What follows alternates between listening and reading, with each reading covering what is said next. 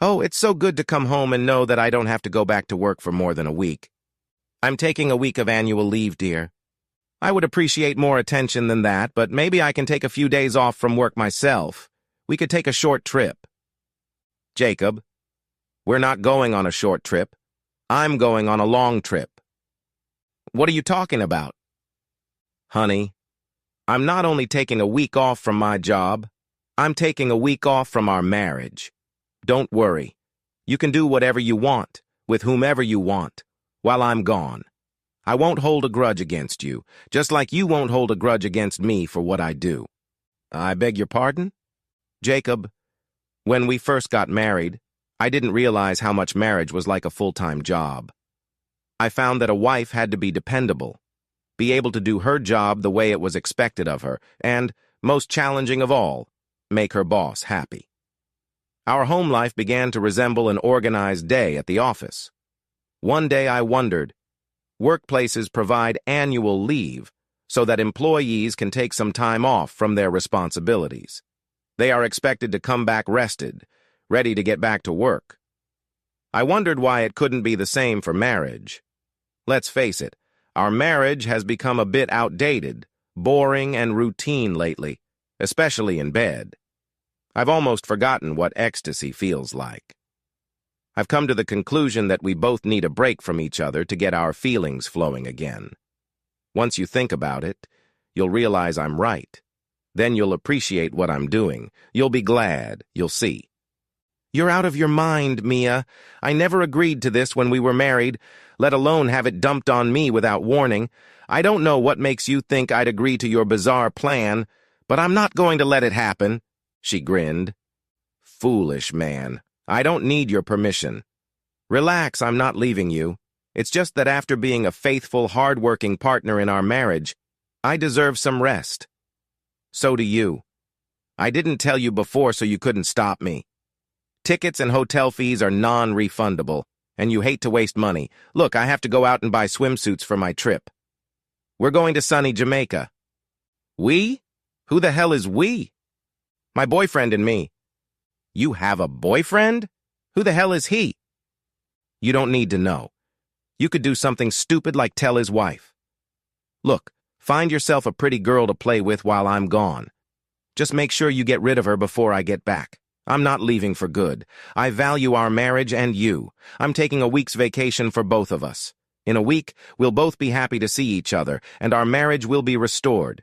You'll see. I see you're delusional. That's what I see. I forbid you to go. This is my final word on the matter. Jacob, don't make this any harder than it has to be. I was afraid you wouldn't like it, so I've already transferred most of our money to an account in my name only. Your money will last a little more than a week. I was given a credit card in my name only so you couldn't leave me in Jamaica by canceling our joint cards. While I'm shopping, calm down and accept what's about to happen. The sooner you start adjusting to the idea, the more comfortable you'll be with it. Heck, you'll probably want to do it again. Jacob, after I'm done shopping, we'll have a few hours before I leave. I'd like us both to get naked and sleep together on a happy trip for the ages. I don't want you to forget what it will be like when I get back. I love you. She left. Jacob wasn't home when she returned, which didn't surprise her. Hey, you didn't want to taste my body goodbye, so you were out of luck. My body will be with my lover soon. I just hope I can go to the beach while we're there. A week later. Hello, darling. I'm home. Where is he? I guess I should have checked the garage to see if his car was here. She went and looked in the garage, but his car wasn't there. Looking around the living room and kitchen, she didn't see anything out of the ordinary. Soon she was on her way upstairs. Just as she feared, most of his stuff was gone. Shit, he's throwing a tantrum. I hope he's registered to file for divorce. Once he finds out how much he'll lose in the divorce, he'll be back on his knees. The sex with my boyfriend was good, but I missed some of the things I could only do with my husband's body. First, I'll make Jacob apologize, and then I'll lovingly forgive him, take him to bed, and blow his brains out. After that, everything would go back to normal. As she put her things away and got ready for bed, Mia was sure Jacob would be back soon. The trip had tired her out, and she fell asleep easily. When she woke up the next morning, she stretched in bed. For a moment, she forgot he wasn't there. Oh well, he would be back soon. She went downstairs and quickly noticed that the coffee she liked to wake up to wasn't ready, as it always had been since she and Jacob had gotten married. Without Jacob's help this morning, she was almost late for work. She was starting to get angry at her uncooperative husband. On the way to work, she tried to call Jacob's cell phone and got a "no longer in service" message. Damn, he sounds like he wants to play around. Well, I can play nasty too. I'll make him pay for his stubbornness. Mia hung up the phone and dialed his office number. Hello, Mr. Sherman's office. What can I do for you? Hi, Sarah. This is Jacob's wife. May I speak to my husband, please? I'm so sorry, Mrs. Sherman. He's not here. Well, can you tell me when he'll be back?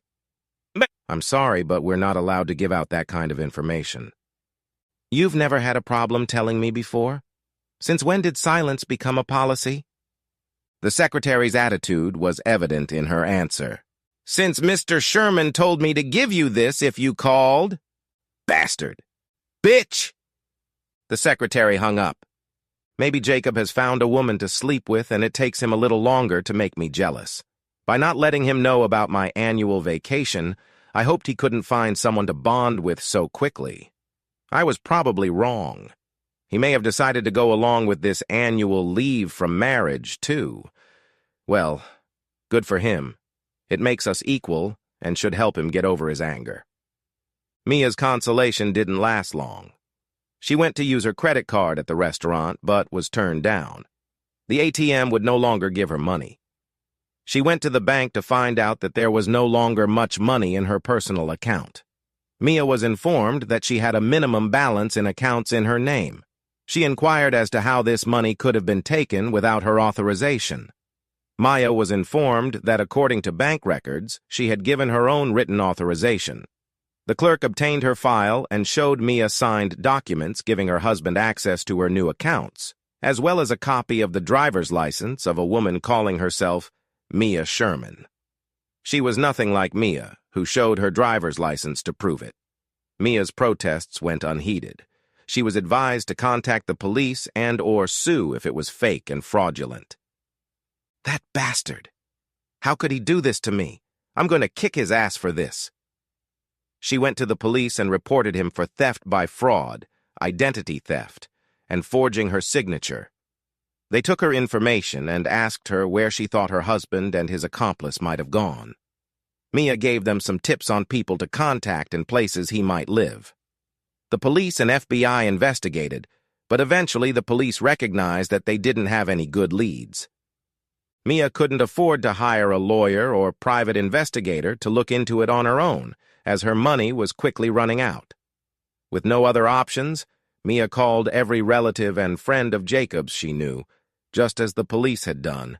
The answer was the same for everyone she contacted. I have no idea where he is, and I wouldn't tell you if I did.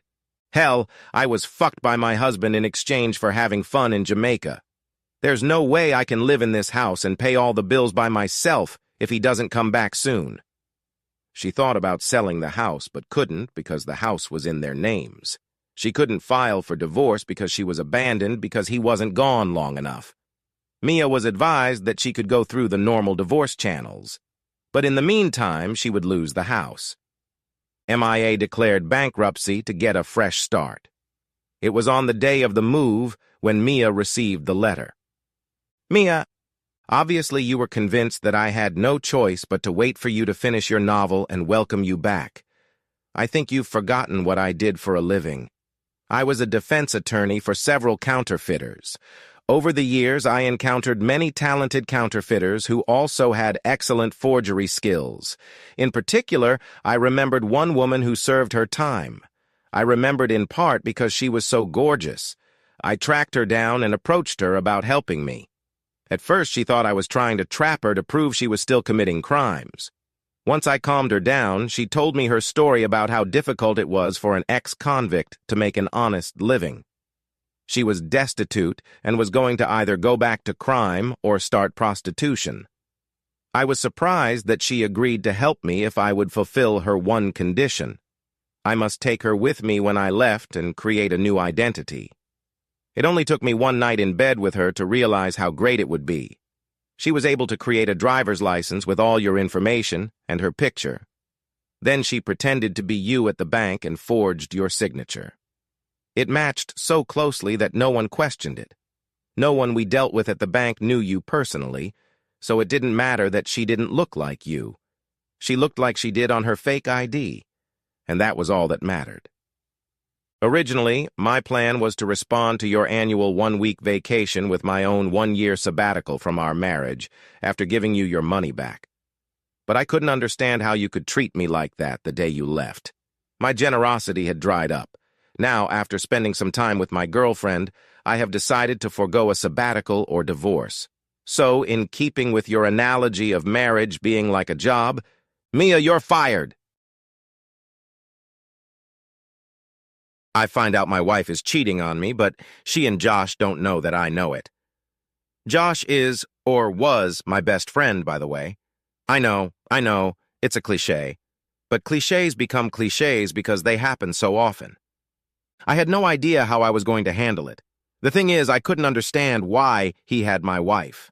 Don't get me wrong, my wife is definitely a hottie. She's in her 30s, and even after 2 kids, she looks damn sexy in a bikini, but his wife Carla is just as hot, if not hotter. Carla is quite tall, 5 feet 7 inches tall, with red hair that hangs down to the middle of her back and green eyes that seem to be able to look deep into your soul. I learned that her measurements are 36, 23, 34, and I won't deny that she turned me on. After I found out about Josh and Heather, I did nothing for a few weeks trying to decide what to do. I loved Heather and wondered if there was any way to save our marriage. It seemed unlikely, but I couldn't know for sure until we talked. I decided to meet with her on Friday, but had to put it off until Monday. Why wait 2 days?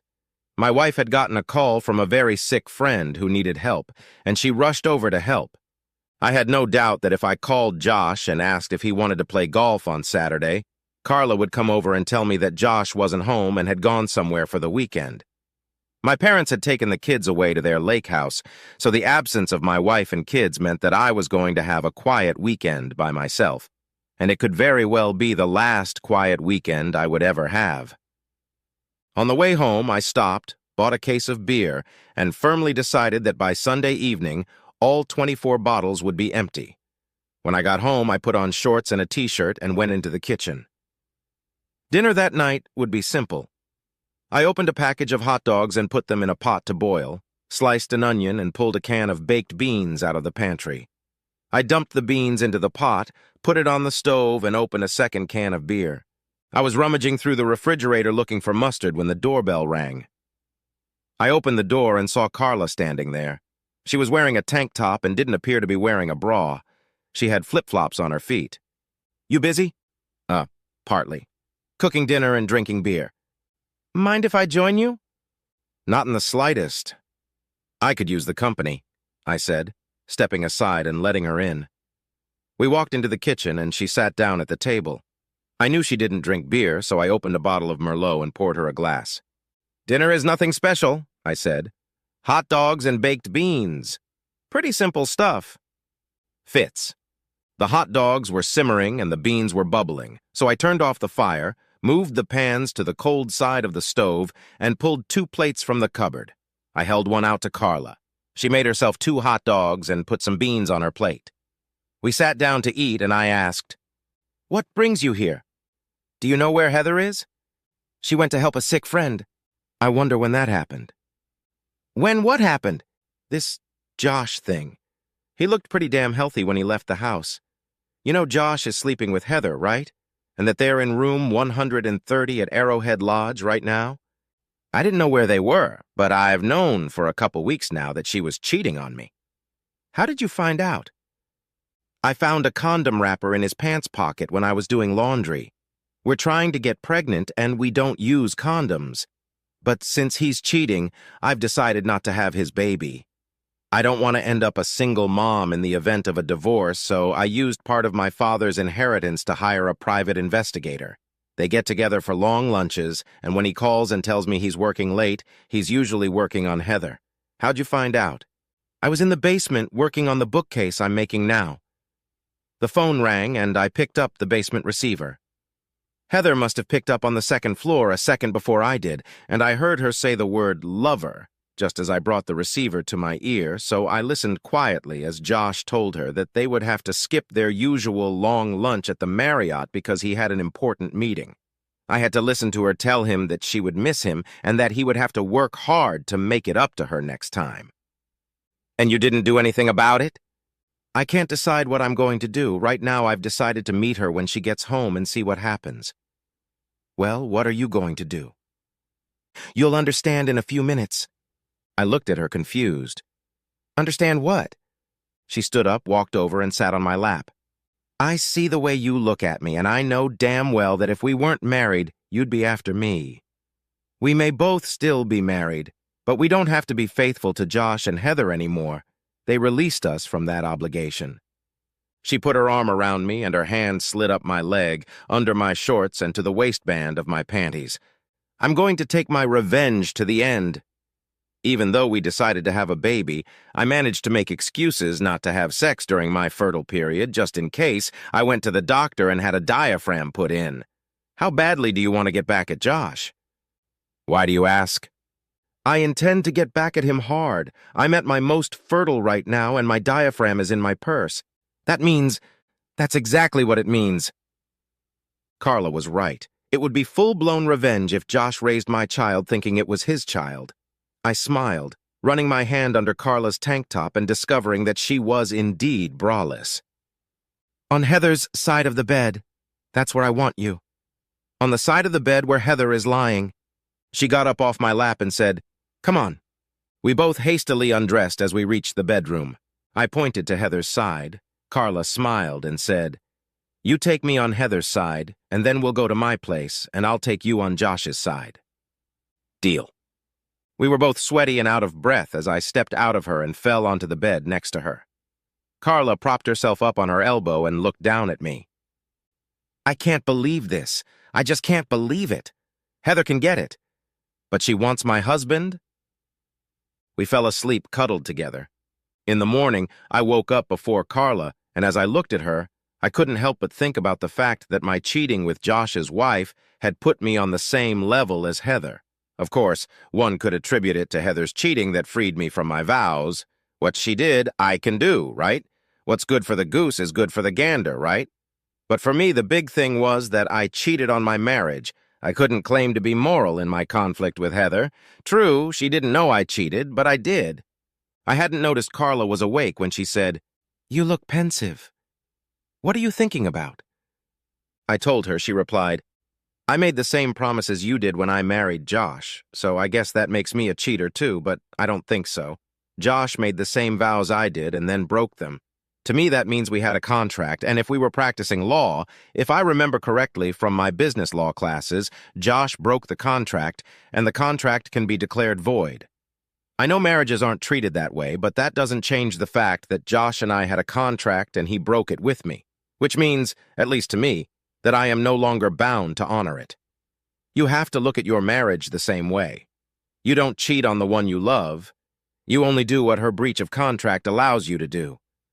Enough of this. Feed me, and then we should go to my place and reconsecrate the side of the bed where Josh slept and work on getting me pregnant.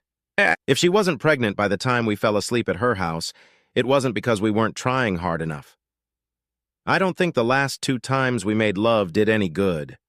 In the morning, she asked when the kids would be home, and I said around 6. She fed me steak and eggs for breakfast, telling me I'd need the energy if I was going to do her any more good that day. We broke up around 4 so I could head home and be there in case my parents arrived earlier than expected. Before I got home, Carla asked me if I had made a decision, and I admitted that I hadn't. Are you a good enough actor to pretend everything's okay? I don't know. Why would you do that? Because, in my opinion, the best revenge is to keep doing what we did over the weekend. I want to keep doing that until I get pregnant.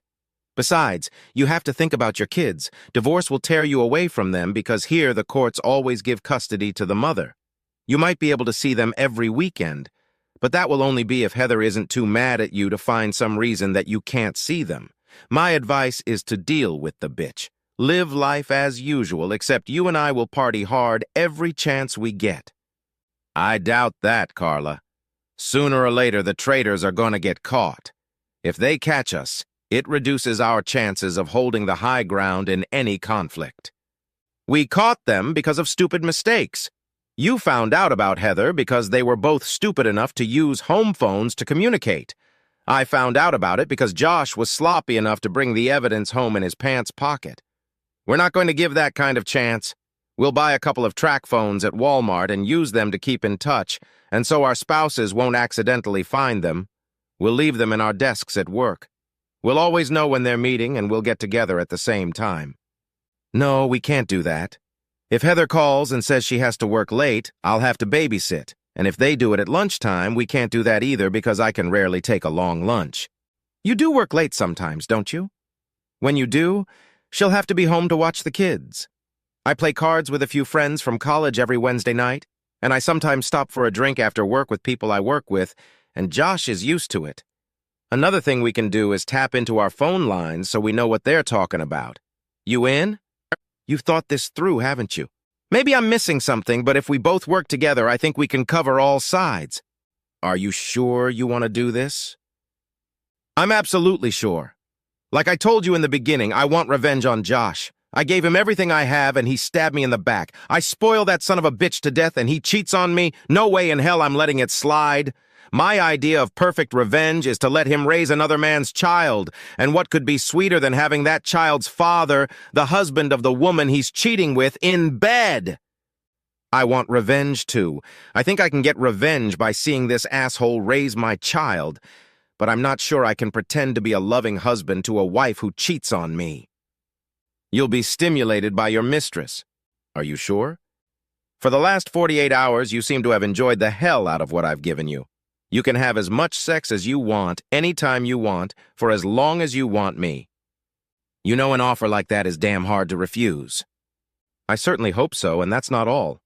Josh wants 2 kids, a boy and a girl, and I want them both to have the same daddy. What if the first child is a girl, for example? I know he'll want a son. Are you ready to keep trying? Yeah, until we get caught.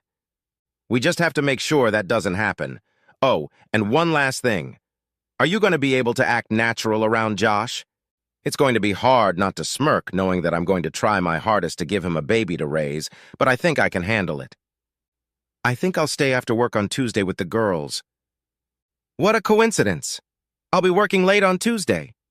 My parents dropped the kids off at 7:30 and said they hadn't eaten yet, so I took them to Mickey DC and wasn't at all surprised when they said they wanted Happy Meals.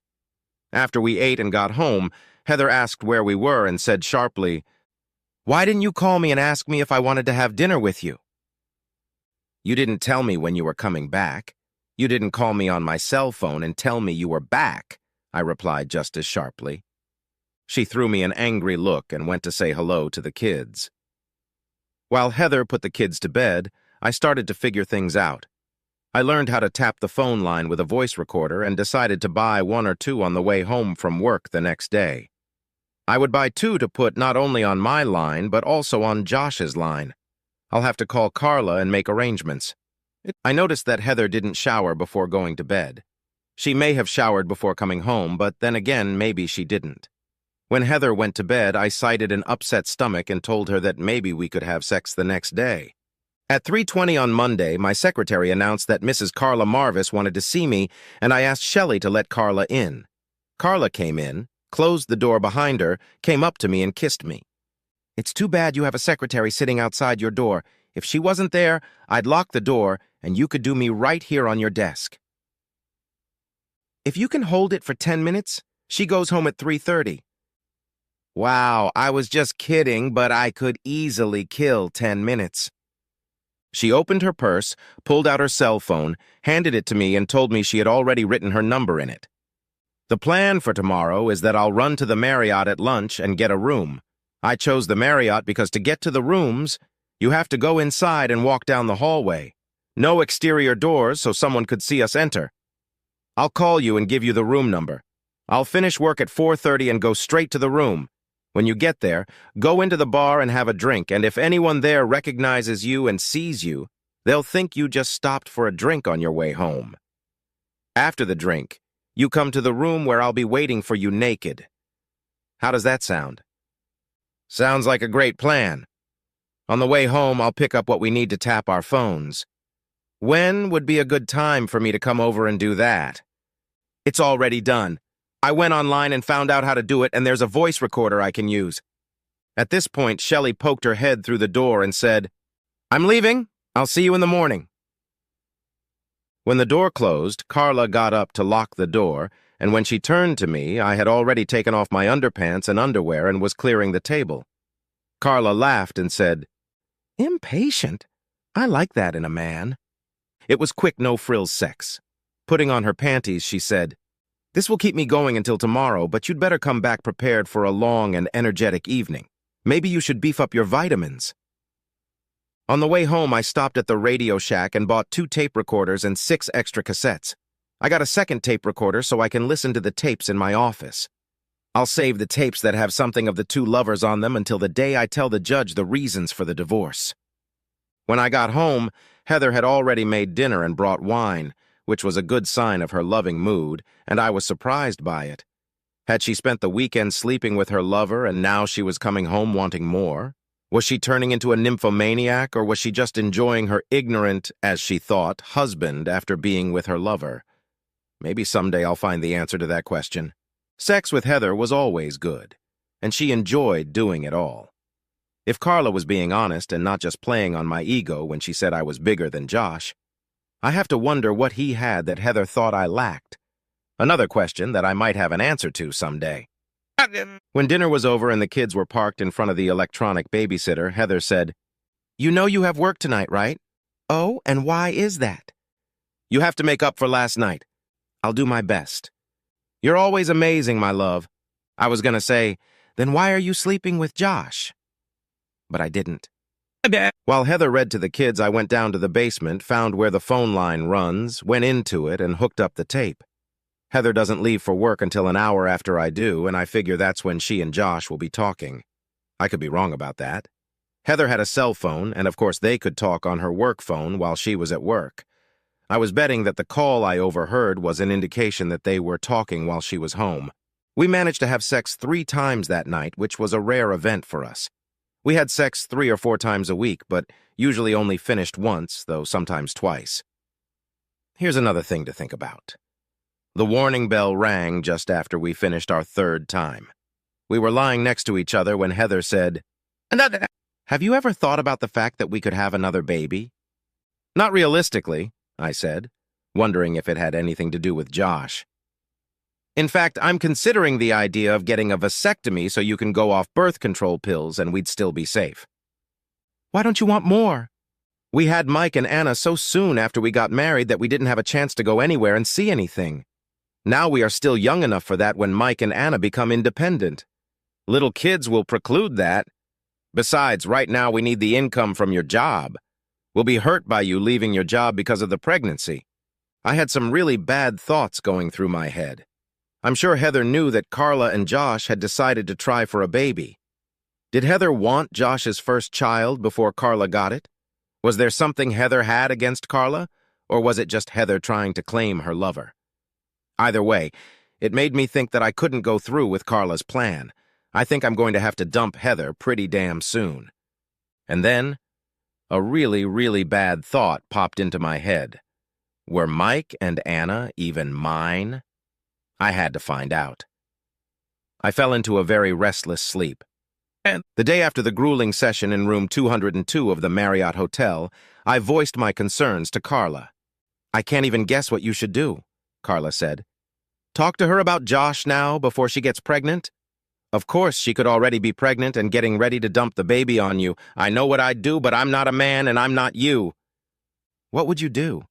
"I'd just tell her I don't want any more kids, and just in case, I'd start wearing a condom until I get a vasectomy. If she does get pregnant, that's when I would have a confrontation. I would say we probably need a DNA test to see if it was mine or Josh's. That should make her flounder. If I get a vasectomy, it'll ruin our revenge plan. Just don't do it until I'm pregnant. It'll be a failure because I want all my kids to have the same father. Maybe we'll get lucky.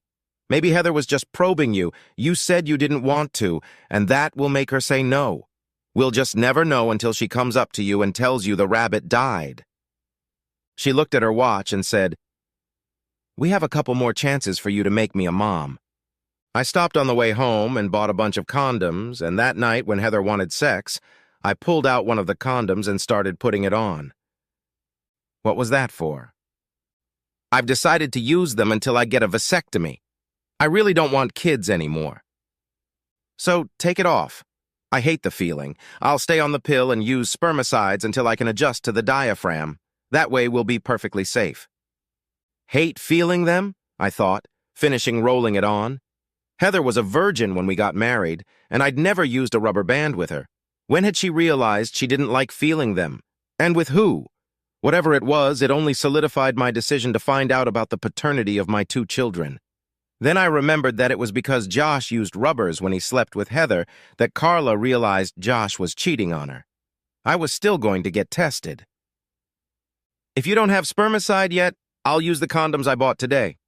I don't have any, but I'll get some tomorrow and make an appointment for my diaphragm. I don't want you to get a vasectomy. I want to keep that option open in case you ever change your mind. I left the rubber band off, climbed onto the bed, and lay on it. When I got back to the bed, Heather was lying on her side, sleeping. It was a good time to go down to the basement and check the tape recorder, a couple unimportant calls, and then, "Hello? Good morning, sweetheart. You miss me?" "Sure, you know I do." "Are we having lunch today?" "Yeah, but I think our lunch meetings will be over soon unless we find someplace cheaper. These motel rooms are killing my family budget. I can't keep pulling from it. Sooner or later, I won't have enough money to feed my family, and I'll know what the reason is. I'll try to figure something out. Wednesday night is card night at that girl's house. Have you figured out a way out of the house yet?" "Not yet, but I'm working on it. I'm crossing my fingers. I need more from you than I get in a 45-minute lunch break." "Me too, love. Talk to you tomorrow?" Sure. Bye. Bye, baby." I almost threw up when I realized I'd washed Heather after she'd let Josh use her this afternoon, but I managed to restrain myself. I found it interesting that not only was the slut cheating on me, but she was paying for the room. Yeah, and how Carla would take it when she heard she was a slut, according to her hubby. The only thing I knew for sure as I walked up the steps from the basement was that Heather wouldn't be able to leave the house on Wednesday night. On Tuesday, arriving at work, I pulled my cell phone out of my desk drawer and called Carla, and when she answered, I said, "Good morning, whore." "What? Who the hell is this? Have you forgotten your children's father's voice yet? And besides, who else has that number?" "Bob, why are you calling me a whore?" "Listen," I said, bringing the recorder to the phone and hitting the play button. After card night was played, I said, "I know from reliable sources that you are a whore. A husband knows these things about his wife, right? When the time comes, I'll kill the bastard." I scrolled through the rest of the tape to her since she obviously hadn't checked her recorder. Carla asked what I was going to do. "I think I'm going to have to work late on Wednesday, but I won't let her know until it's time to finish work. She won't have time to call a babysitter. Did you hear Heather's paying for the room?" "Doesn't surprise me. Josh has always been cheap. I figure if you're going to work late, I'll skip my card night and we can get together. I'll call you tomorrow and set it up." Wednesday at breakfast, Heather asked me if I had plans for the evening. I said I didn't and asked what was up. "The girls from work were talking about having a couple drinks after work and socializing. I can't do that unless you watch the kids." "That's not a problem." I kissed her and headed off to work. I walked into the Marriott, got a room, and when I got to work, I called Carla. Heather finishes work at 5, so at 4:40 I called her and told her I would be late for work. "There are some issues with the Henderson contract, and they need to be resolved before Nathan goes to meet with them tomorrow morning. Sorry for the late notice, but I really can't leave now. So don't wait up for me. Love you. Bye." Pleasantly exhausted, by nightfall I was back home. Good thing Heather was already asleep, because if she had gotten up and wanted to play, I'm not sure I would have been able to handle it. For the next 5 weeks, Carla and I met on average twice a week, making sure we always knew in advance what Josh and Heather were doing. It was during this 5th week that Carla said, "Congratulations, Dad. How about rubbing your baby's mother's eyes out?" How does Josh feel about that? He doesn't know yet. I had to tell the baby's father first. Now I can tell Josh. "You know," I said, "the one thing we haven't done is go away together for the weekend. I think we owe it to ourselves to do that for once, to celebrate the pregnancy. We just need to do it, but in a way that doesn't make the two of them put 2 and 2 together and come up with the right answer." Funny you should bring that up today. Josh has to fly to San Diego to settle some business with his father's estate. He's going this weekend to visit some relatives before heading to the lawyer's office on Monday. If you figure out a way to get away for the weekend, we can go somewhere and no one will have any reason to speculate about it. I think I can handle it. I picked up my cell phone and called my brother who lived in Akron. I asked him to call my house right after I left for work in the morning and tell Heather that I needed to visit him for family business over the weekend. I told him I would call him later and explain what was going on. He said he would take care of it, and we said goodbye. I turned to Carla and said, all that was left was for us to decide where we wanted to go. The next morning, Heather called my cell phone about 5 minutes after I left the house. "Heather, you need to call Bill as soon as possible. He has an urgent family matter and he needs to talk to you." "I'll be right there." I waited until I got to work and called Bill. I told her that Brian, his son, needed a kidney transplant, and I needed to know if you would agree to donate a kidney, and if so, would you come in to check compatibility. So, what's the deal? I explained the situation to him, and he told me that I could count on his help anytime I needed it. I knew I could count on him because he hated cheating whores. He was a single father because his wife cheated on him. He kicked her out and stayed with the kids when Martha died in a car accident. I called Carla, told her how everything worked out, and we agreed to go away for the weekend. I called Arrowhead Lodge and was even able to book room 130. Very apropos, I thought. At 2 o'clock, I called Heather and told her I was flying to Akron. I would stop by the house and pack my bags. My flight leaves at 8, and I need to be at least a half hour early to check in. I don't mean to sound selfish, but I hope your kidney doesn't fit. I need you to have all your parts so we can go all the way to old age together. Damn it, Heather, the way you say that makes me think you really love me. You better not have any doubts about that, Bob. Not even a little bit. If you only knew, I thought as I said goodbye and hung up. When I pulled into the house, Heather was waiting for me in what she called her fuck me costume, naked, with slip-on shoes. "Do you have time to charge me while you're gone?" Since I really didn't need to rush to catch a non-existent flight, I said I had time. Heather was lying on the bed, and as I was getting dressed, she said, "On the phone, you sounded like you doubted I loved you." "I was just kidding, baby. I know exactly how much you love me." "Yeah, sure, you can see that every time you have Josh," I thought. I don't want you to ever doubt that love. Never. The weekend with Carla was exhausting, making love and going to bed. Wake up in the morning, make love, then go to breakfast. We go back to the room and make love until lunchtime. We eat and then go back to the room and make love. Go out to sit by the pool for a while, then come back and make love. We go out to dinner, have a few drinks and dance, and then we make love again. We do it again the next day, and then again on Monday morning. We promised each other that we would do it again, and then we went home. When I got home, Heather was at work, so I went down to the basement and checked the tape recorder. First thing Friday morning, Bill called. A couple minutes after she hung up, she got a call from Josh. "Have you figured out a way to free yourself up for the weekend? I'd love to spend a couple days with you uninterrupted." "No, Josh, I couldn't think of anything. And the truth is, I don't want to think of anything." "What's the matter? Why?" "You know, there's this guilt about what I'm doing. I love Bob, and he deserves better than to have a cheating wife. I was going to tell you that it's over. I need to commit to Bob." "Come on, Heather. You've been making love to me for almost a year. How could you do this if you love him as much as you say you do?" "First of all, I need to correct you. I've never made love to you. The only man I make love to is Bob." "Bullshit." "No, Josh, it's not bullshit. I love this man, and I try to show him I love him every chance I get. If you love him so much, why are you sleeping with me? The thrill of it. The thrill of doing something illegal and forbidden. It was a great thrill for me to go home and make love to Bob after I slept with you. It gave me some huge ecstasies. Did it turn you on that you gave him a few wet seconds? If it did, why not keep going? I never gave him wet seconds. I was always clean when I made love to him. Bullshit, Heather. You never showered before you left the motel. I keep a travel bag at work, and it has everything I need for a shower. Bob's never even gotten close to smelling the slightest trace of you. No, Josh, I'm going to end this before we get caught. I love Bob, and I don't want to lose him. Just be glad you got me drunk the first time. Maybe so, but you weren't drunk the other times.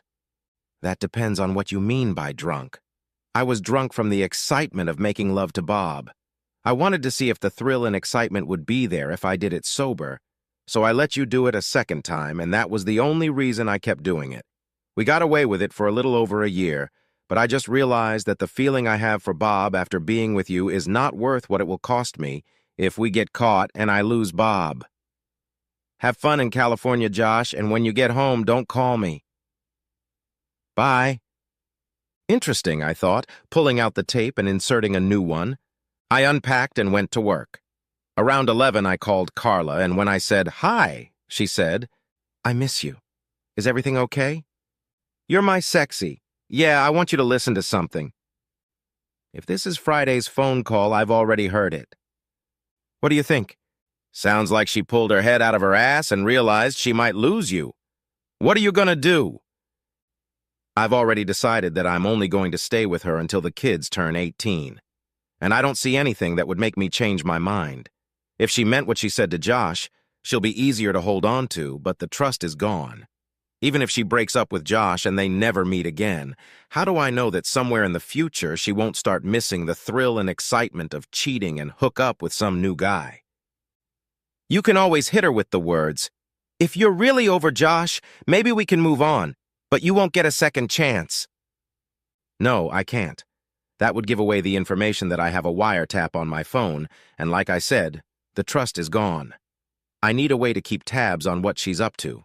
Besides, she knows me and realizes that if I knew, I would share it with you.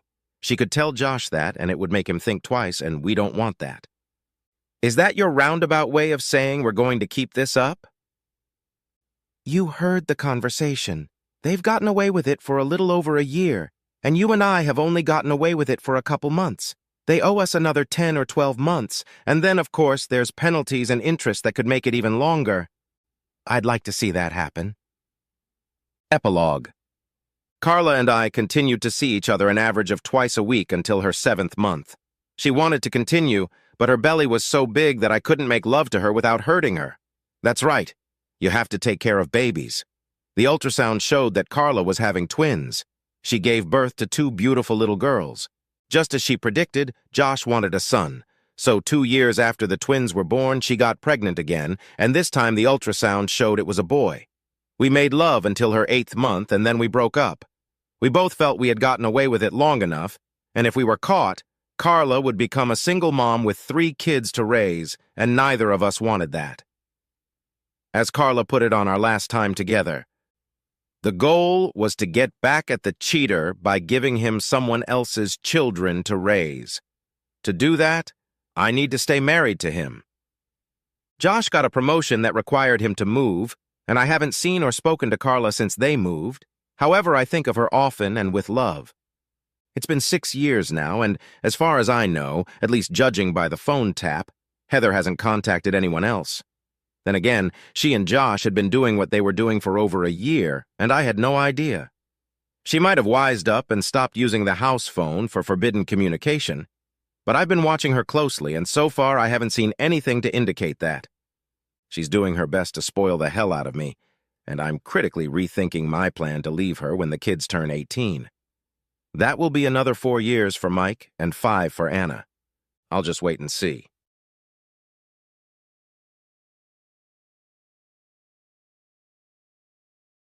This story began Wednesday night at Newark International Airport, New Jersey, where I, Gregory Holmeston, Greg to my friends, was waiting in line to check in for an SAS flight home to Scandinavia.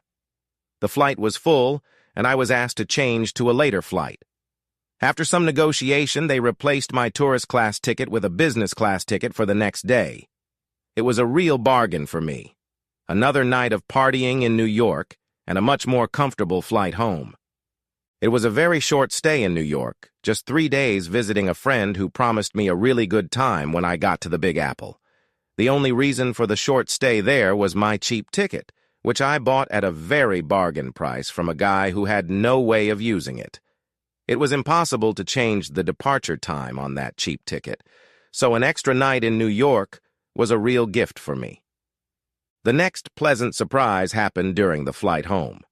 There was a girl sitting next to me with the sweetest smile I had ever seen. She told me that small talk on the flight was fine for her, and after about an hour, our conversation turned into a pretty serious conversation about relationships. We found out that both of us had recently broken up after a long-term relationship. My ex-girlfriend had won a decent amount of money in the lottery and was going on a backpacking trip around Asia and Australia with one of her friends for at least 6 months. We agreed that it would be an advantage for both of us to be free for such a long time away from each other. To be honest, I didn't really care because I was getting pretty sick of her. After explaining that my mother admired an American actor named Gregory Peck, after whom she named me, I told her that my friends call me Greg. My new acquaintance Elizabeth told me that her friends call her Lisa. She then told me a classic story about cheating. At one party, she had just discovered her boyfriend in the back seat of his car between the legs of a blonde woman with large breasts. In a rage, Lisa threw a rock through the glass of the back door and dumped her boyfriend. We then talked about what we expected from a new relationship, if any in the future. Both of us were surprised to find that our expectations were pretty much the same. We joked about the possibility of a happy marriage, but her very expensive worldview told me that she was unlikely to be interested in a regular guy like me. I told her the truth about what I did for a living and even why I was sitting next to her in business class with a ticket I paid less than 10% of her ticket price for. Back home, she didn't have her own car at the airport. I had my own, and to my delight, she accepted my offer to give her a ride home. At her apartment in a nice part of town, she surprised me greatly by promising to take me out to dinner for the money she would have paid for a cab from the airport. She kept her word, and dinner at a small, romantic Italian restaurant was a success, and I didn't mind when she offered to spend the evening at her house. We didn't get to have a night of tea, but I had no reason to complain about that because after a few kisses in the cab, we were both so horny that the only other option was to go straight to bed with her. We started undressing each other already at the front door, and when we got to the bedroom, we were both naked. The sex was intense, but gentle. She was gorgeous. I had never felt so strongly for a woman in my life, and as a result, she drove me to exhaustion 4 times. It was an unforgettable night for me, and apparently even for her, at least I was really hoping so. At breakfast, after morning sex, she asked me if I was proud of spending the night with a spoiled brute to brag to my friends, or if I was interested in having a serious conversation about continuing the relationship. I was, and after figuring out that everything said on the flight still stands, we decided to make an honest attempt at a relationship. Of course, 2 nights, 1 on the plane and 1 in bed, is a very short time to start a new relationship. But we decided to take the motto of a famous British organization, "He who dares wins." We dared to do the right thing, and our problems were less than one might expect for 2 people with such different backgrounds. I was a hard-working, self-employed small-town guy, and Lisa was a well-educated city girl with a high-paying job and very wealthy parents. One of the advantages was that Lisa's parents accepted me as her boyfriend. Her mother and I hit it off almost immediately when she remarked how happy Lisa was after we met. Her father was at least correct from the beginning, until he asked me if it was okay for Lisa's best friend, Karina, who was a lawyer, to take a closer look at me and my background. She did, and one evening she came to Lisa's apartment and had a long conversation with me in Lisa's presence. I had no bodies in the closet, so I told her everything she wanted to know. Apparently, Karina gave me a favorable review because Lisa's father told me that he didn't mind if I wanted to marry his daughter. We had a long conversation in private, during which I told him that Lisa's best friend, Karina, had promised to write us a prenuptial agreement whereby I would receive nothing of Lisa's assets if we broke up. After that, even he agreed with me. I suggested we have a small wedding at some romantic place with just our parents and a few friends, but Lisa's mom demanded a very large wedding.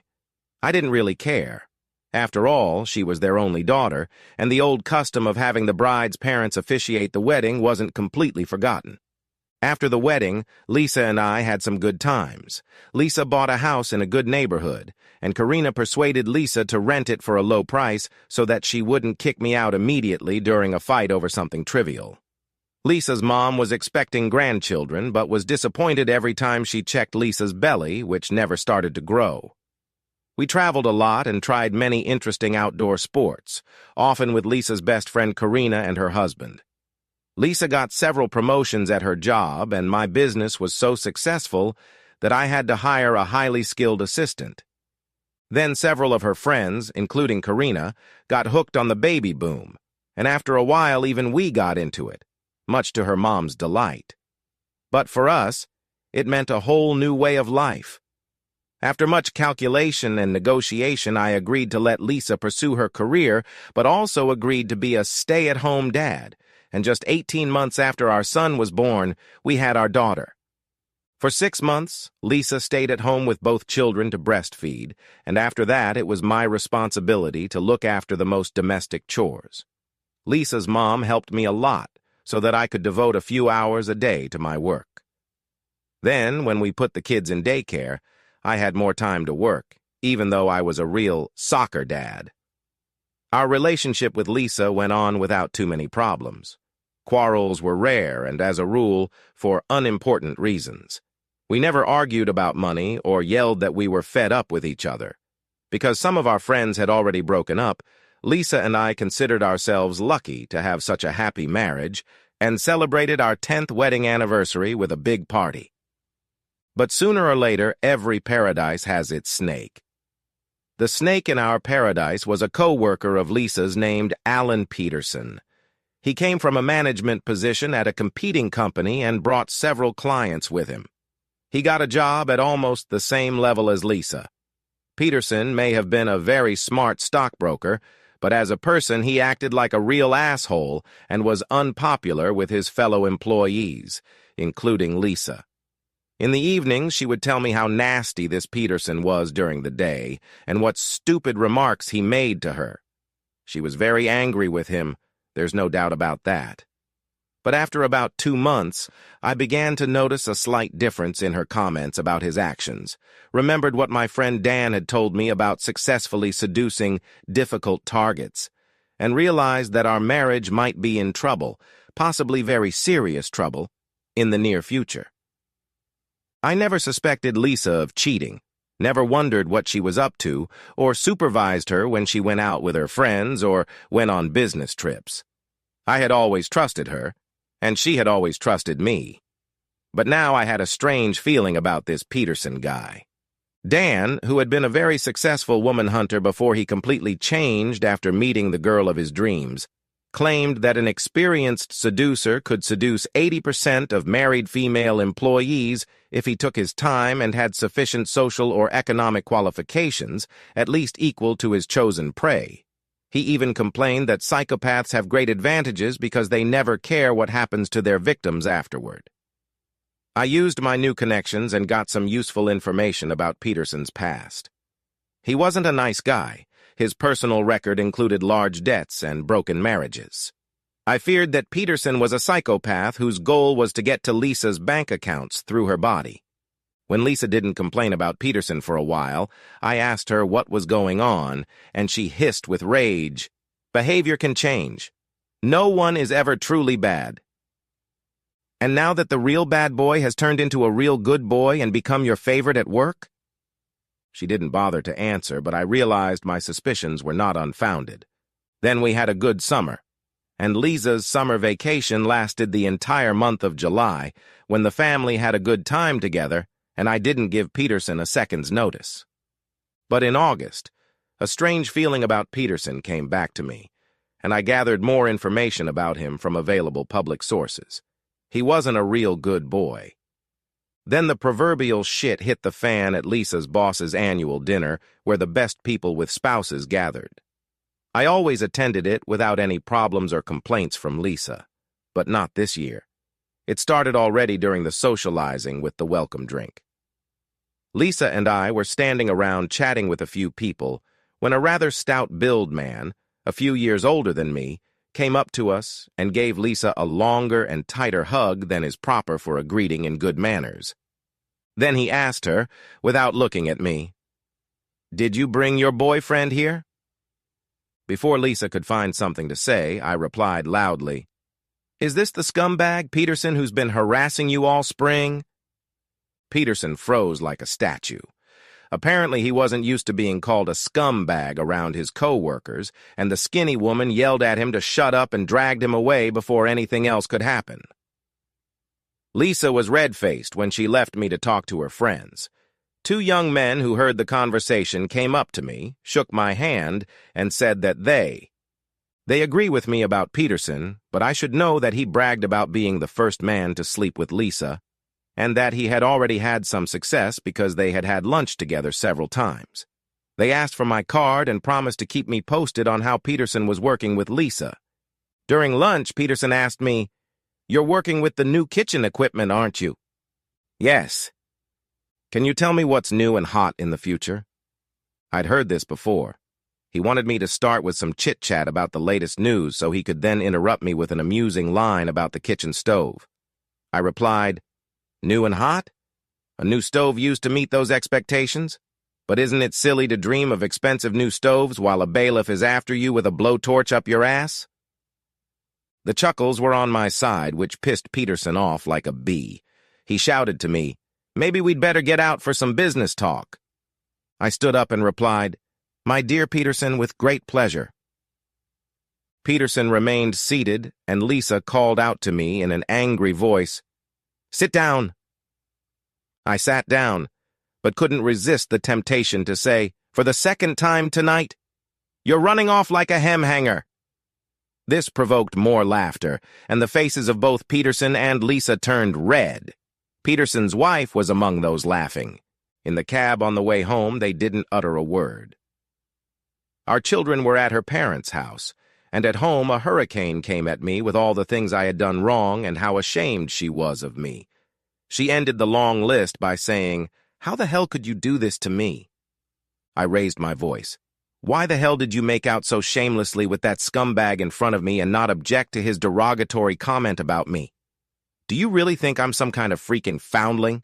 What the hell is going on between you and him? I heard about your romantic dinners.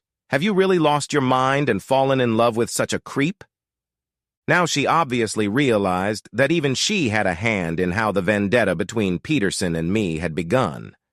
But she still held me responsible for it.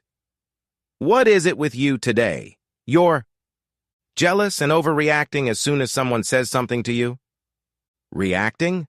Were you amused when your dear psychopath friend did his best to humiliate me among your co-workers? And now you're making a fuss at me because I was able to take care of myself and make him look bad. As far as I can tell, you were the one and only on his side. Even his wife appreciated what I did to him. How the hell could you possibly know about his dealings with the bailiff? Didn't you? Of course not. That kind of business is his personal business.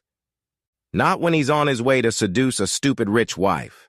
She's an adult and can do what she wants, but her two children can't choose who they want to grow up with, their real parents or foster parents. It's my duty to help them. Isn't it?" She'd had enough and went to bed. I stayed a while longer, so when I went to bed, she was already asleep.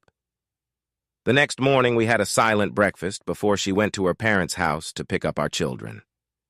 Then everything went downhill when she came home from work on Monday. She told me that Peterson was sorry for the problems. He wanted our families to be friends and spend time together from time to time. As a gesture of peace, he invited us to dinner Saturday night.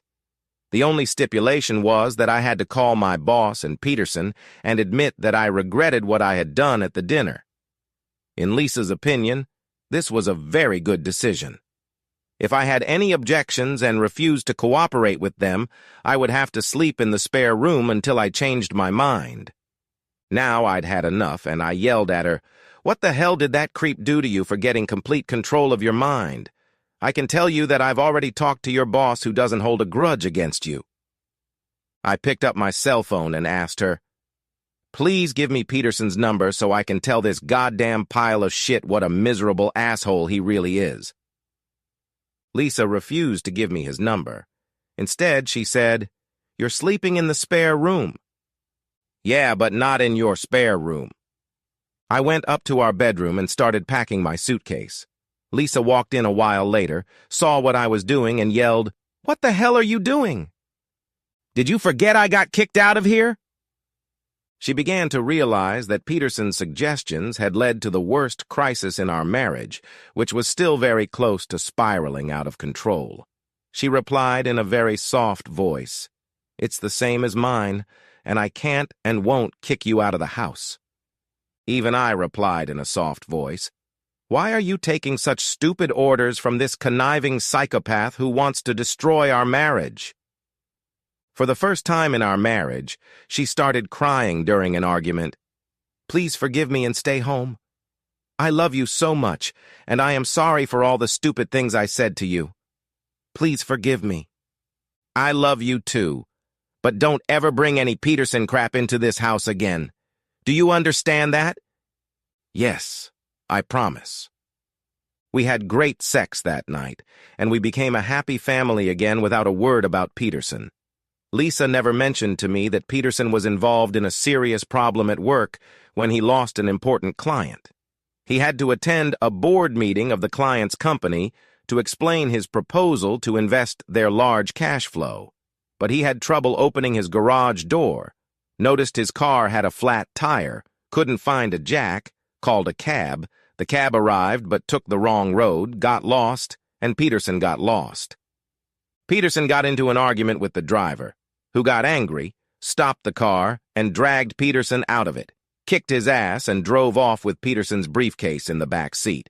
Peterson, who had a laptop, a quote, and a cell phone in his briefcase, was unable to get new documents and catch a plane, losing his contract. Our happy family life continued until Thursday of the following week after a fight in the spare room. Lisa bribed the kids to have our family fun on Saturday instead of the usual Friday because she promised to join her co-workers at the bar after work. Her after work lasted less than half an hour.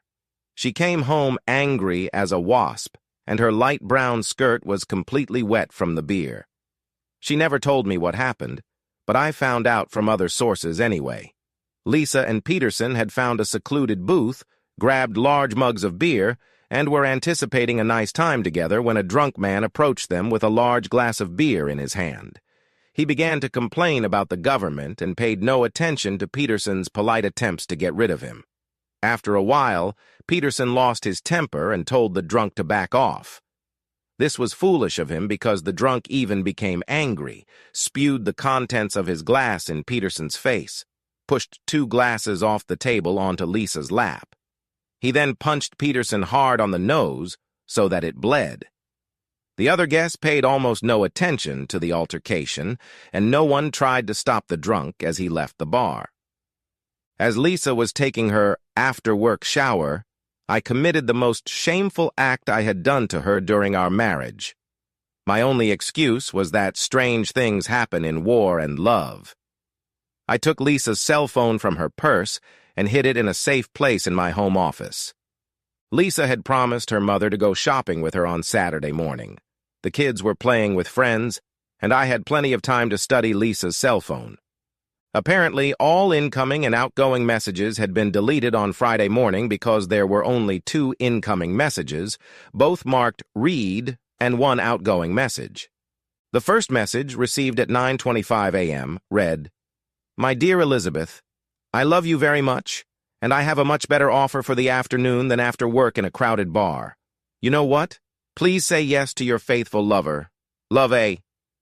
The damn asshole went farther than I expected. I read her response, mailed at 10:12. Alan, please calm down and remember what I said to you yesterday during our lunch. After work, and if you be a good boy, you'll wait until your birthday. She was playing with fire, teasing a psychopath who might be out of her control sooner than she expected. His next message, arriving at 11:44, read, Love, been busy all morning. Looking forward to my birthday and thinking about you all the time. If you let me, after work is fine. Your faithful admirer, A.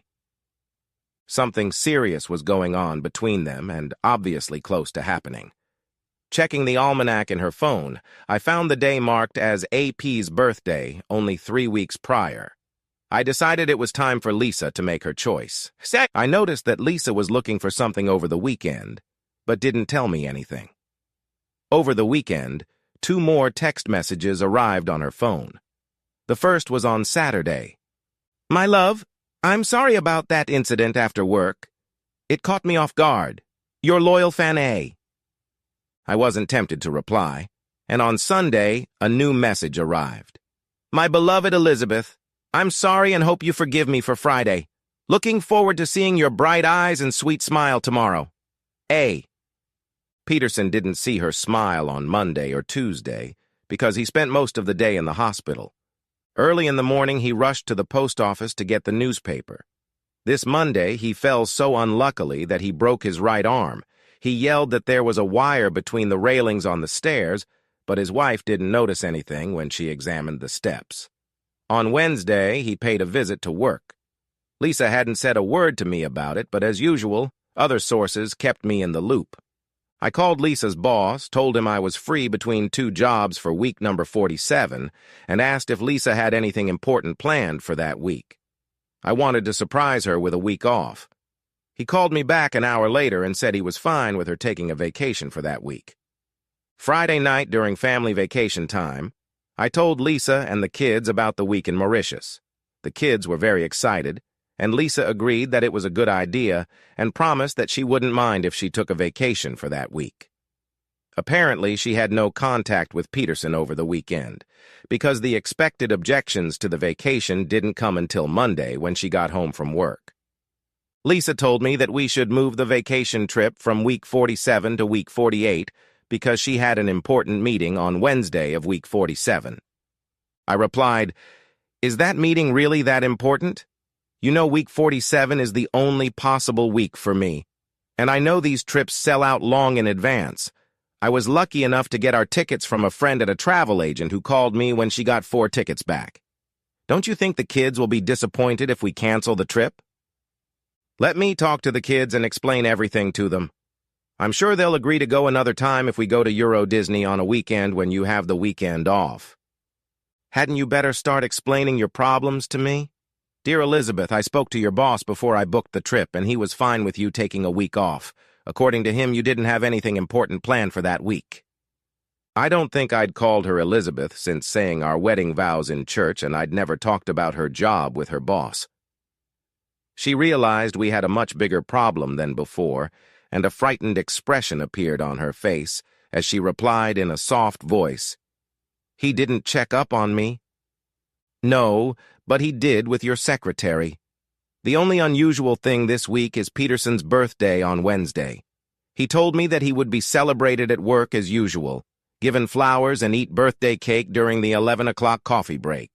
No exceptions would be made for Peterson.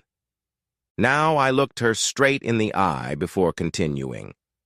My dear Elizabeth, if this Peterson means so much to you that a half-hour coffee break with him is more important than a week's vacation with your family in Mauritius, I must accept your choice. But I doubt I can continue our relationship after such a serious humiliation. She now realized that she had lost all control of the situation and began to sob. No, you have the wrong impression. I didn't mean what you think I meant. Of course, my family always comes first for me. We will be going to Mauritius in week 47. I wanted to clear the air once and for all and continued. I'm glad you changed your mind, but your first choice of having a coffee break with Peterson before a week with your family in Mauritius sounded totally weird, even if you have some warm feelings for him. Surely you must have something more important to do that week. My dear Elizabeth, please tell me what. Isn't it time you told me what is going on between you and this Peterson? Her face now turned ash-gray as she continued to sob. I felt sorry for him because he doesn't have many friends at work, and he was hurt in an accident. I wasn't supposed to know much about Peterson's problems, so I replied, An accident? He got a nosebleed during a bar fight.